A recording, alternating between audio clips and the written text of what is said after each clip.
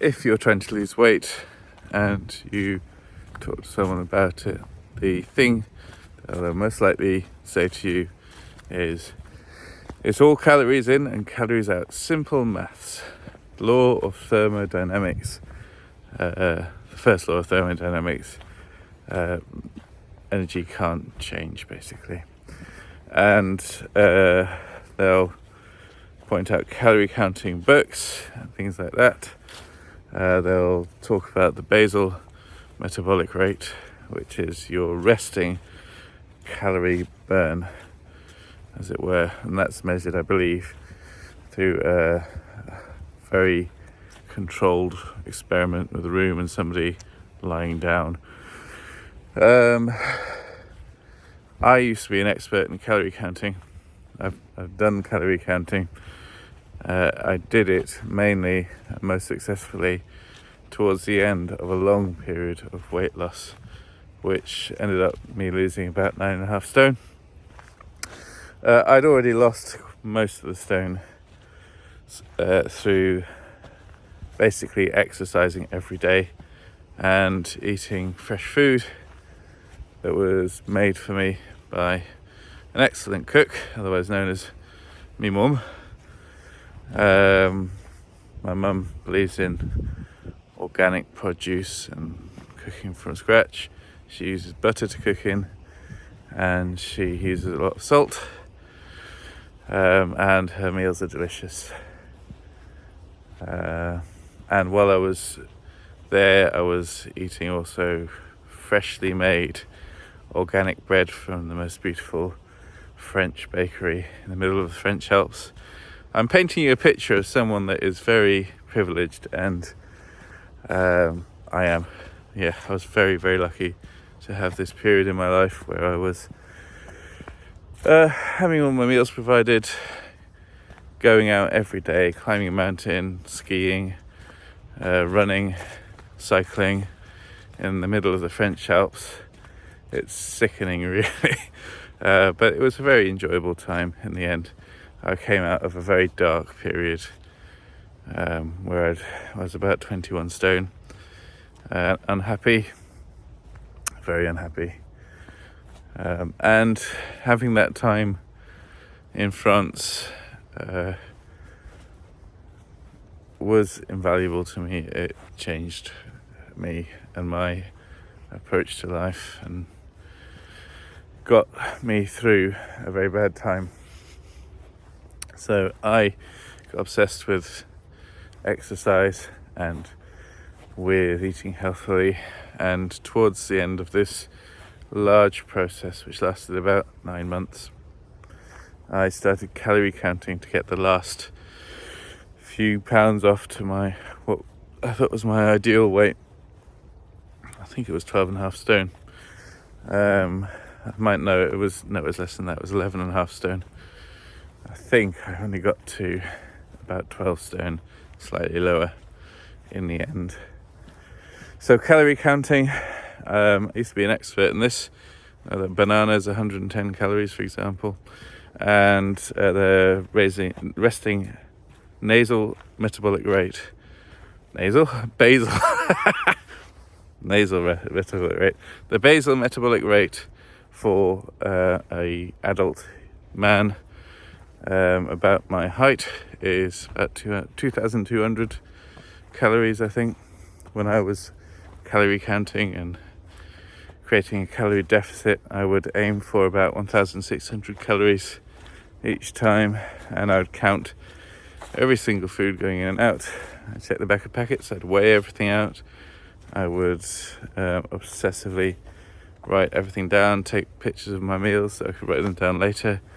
It was an absolute ball ache.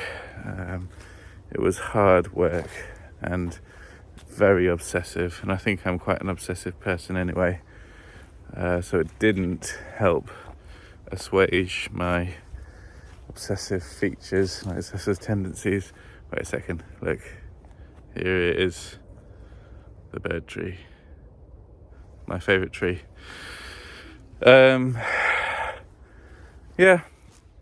So Why is it bullshit? It is bullshit. I mean, it is complete bullshit looking at it. Anyone with a modicum of sense that looks at it can tell that.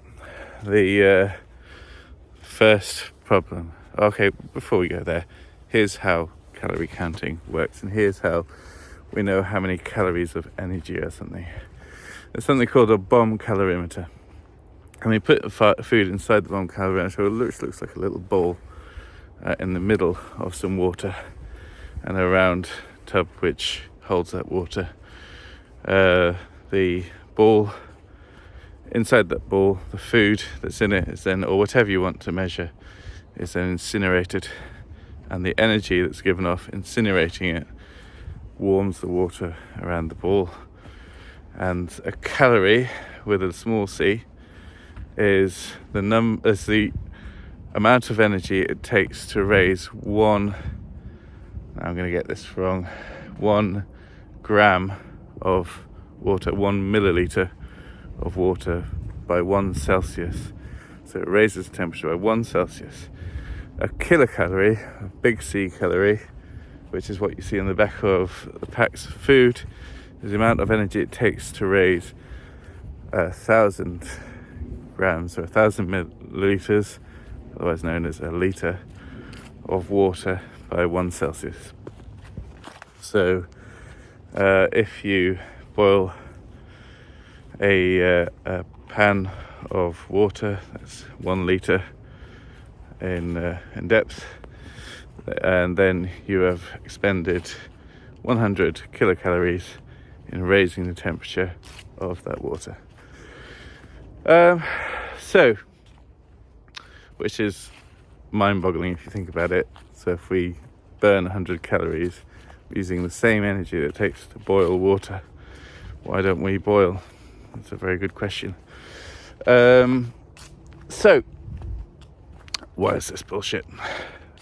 We also measure the amount of energy given off someone when they're exercising, and that's how we do that by a temperature controlled room, which measures how much temperature comes out of the person once they've eaten and exercised, and then we can estimate the calories that have been expended by doing any particular exercise or by doing no exercise at all, hence the basal metabolic rate. We can take one from the other to get the calories expended just doing that exercise. It's bullshit for a huge number of reasons. One is, well, I think my main problem with it, so I'll start with that one, is that 1 calorie of sugar is not the same as 1 calorie of fat. 100 calories of banana is not the same as 100 calories of cake.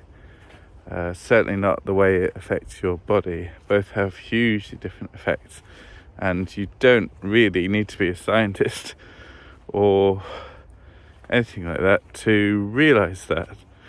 If you eat 100 calories of steak, you'll feel very different to if you eat about a cup of sugar. And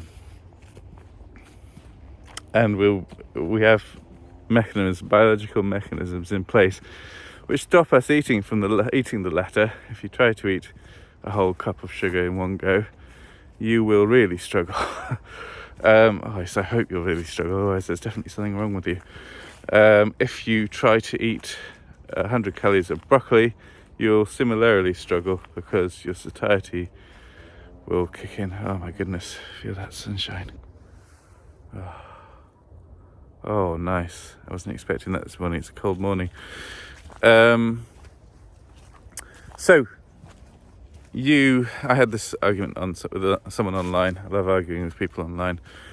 They said, surely calorie counting matters, because if I eat 3,000 calories worth of broccoli, I will put on weight, whereas if I eat 1,600 calories of McDonald's, I will lose weight still and be more healthy.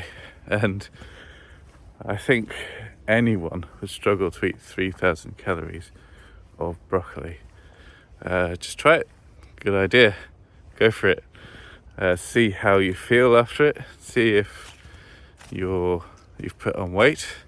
If you do that, if you may even manage to eat 3,000 calories of just vegetables on their own, without pulses, anything like that, just things like broccoli, brassicas, like sprouts or cauliflower, and eat them 3 times a day. Try and get that many calories in.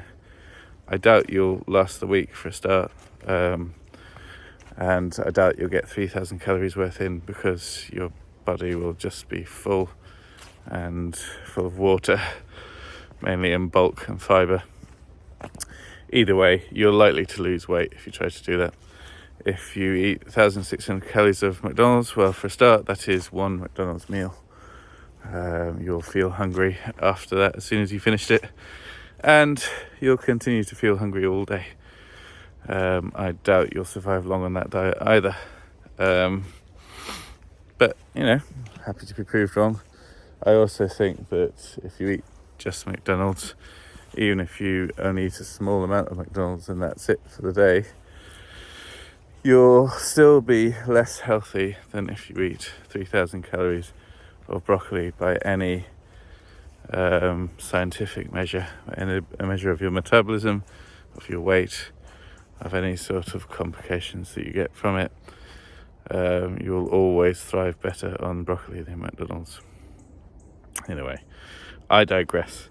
My point is that foods affect your body very, very different ways if you obsess over portion size and try to keep that portion size. Another way of people say it is you leave the table when you're still a bit hungry, which is an awful idea. The more you cut your calories or general portion size, the hungrier you'll be. The more cravings you'll have. When you have the opportunity to indulge, you're much more likely to do it. That is the number one reason why calorie counting is bullshit. 1 calorie is worth, that's how we should say it, by the way, it's 1 calorie's worth of food. It's not 1 calorie of food, because there's no such thing as a food. There's a thing that you put in your mouth, and it has very different qualities, and one of the qualities is its caloric content, and that's what we're measuring with a bomb calorimeter. We're measuring its caloric content, which is the amount of energy it has stored in it, which is useful if you're talking about something scientific. If you're trying to work out something on a large population scale, and you need a general measure of something of energy, then that's okay, I guess. It puts you in general ballpark, so this is a lot of calories, those are fewer calories. On a personal level, it's useless, because 1 calorie of broccoli and 1 calorie of icing sugar are very different things. Now, number 2 reason why calorie counting is bullshit. The calories in the food that you are eating, the calories contained in it, are not the same as the calories listed on the pack. No 2 ways about that. The calories listed on the back of the pack are based on, I think the name of the scientist was Atwater, his generalized or specific measures, which measured the calories generally contained in protein, fats, and sugars or carbohydrates. And then it measured those macronutrients, they're called proteins, carbohydrates, fats. And then the measure you'll see is the amount of calories for each type of macronutrient all added up. The amount of calories, the weight of those macronutrients in the food. Excuse me, just going up a hill. Listen to Ed just breathing heavily. So the calorie count is an estimate, obviously. It's a reasonably good estimate. There's another calorie count, which is the previous to water. I think it was, I used to call that water, was another chap who invented the calorimeter, and he made an index of specific foods, but they're very out of date now. So say like 100 grams of bread is worth this many calories, 100 grams of that is worth this. And that's what some calories in the back of the packets are based on. If we knew the exact caloric content of the food in the packet, then we wouldn't have food in the packet. We'd just have a pile of ash, because that's how we find out how much calories is in any piece of food. So there's no way of knowing the exact calorie content of any food. What you'll have is an estimate based on either the ingredients in it or the macronutrients in it. So protein, fiber, carbohydrates, and fats. And so that's the start one. So the amount of calories on the back of packet is generally wrong. Third point is that the number of calories that you take in, that you ingest, or rather the number of calories that cross your stomach lining or your intestinal wall to go into the blood, amount of energy contained in the molecules that go across, like glucose, etc., are not the same as the number of calories on the box. In fact, it's been shown that on higher fibrous foods like nuts, the amount is significantly less, about 30% less. So if you eat a nut that's worth a few nuts that's worth 100 calories, then you're only actually getting 70 calories worth of food into your body. The rest is excreted. And if you look at the toilet when you've done your business after eating sweet corn, you'll see bits of sweet corn, and that there's a massive part of that sweet corn which doesn't make it into your digestive system. It does make it into the digestive system. It doesn't make it into your blood and into your general makeup. It just gets flushed down the toilet. And that's why high fiber foods are great, because they don't, a lot of them, quite a large part of it is just flushed through the system. You don't take all of it into your bloodstream, and so they're already low calorie, and your body doesn't utilize that many of those calories. The fiber just goes straight out the other side. And while we're at it, the calories that go in, that do make it across the intestinal wall into your bloodstream, well, not all of it is glucose and fats and things that the body uses for energy. Some of it is protein. Quite a lot of that is broken down to make mitochondria and things like that.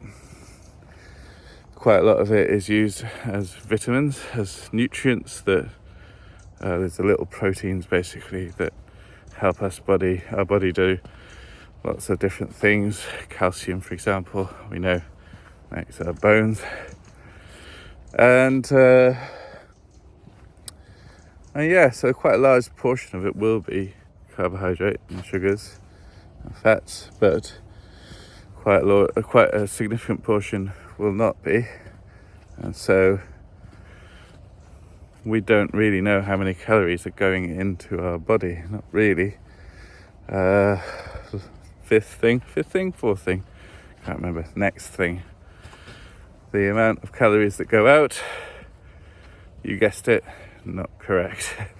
Most of the time, I mean, any idiot can go on a running machine, do a run, put your hands on the heart sensors and get the calories back that the running machine gives you, and then look at your watch and see what that's recorded, and realise that there are different values, and that different brands, Fitbit, Apple, other brands exist, will display different caloric values for the exercise you've done on your watch, and these can vary by, I don't know, 100 to 600 calories I found, depending on the length of the exercise. And of course these are all based on estimates as well, and different estimates from different sources and interpreted in different ways.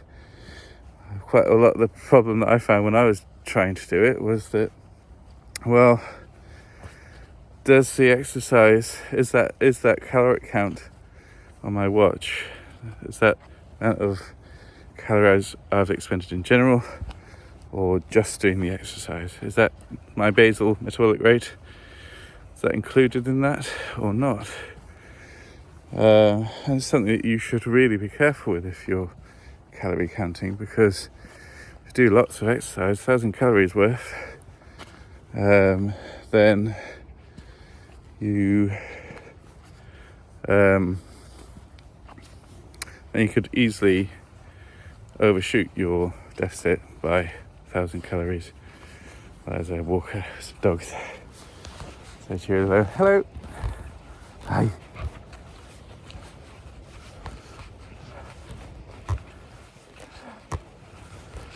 Hi. Morning.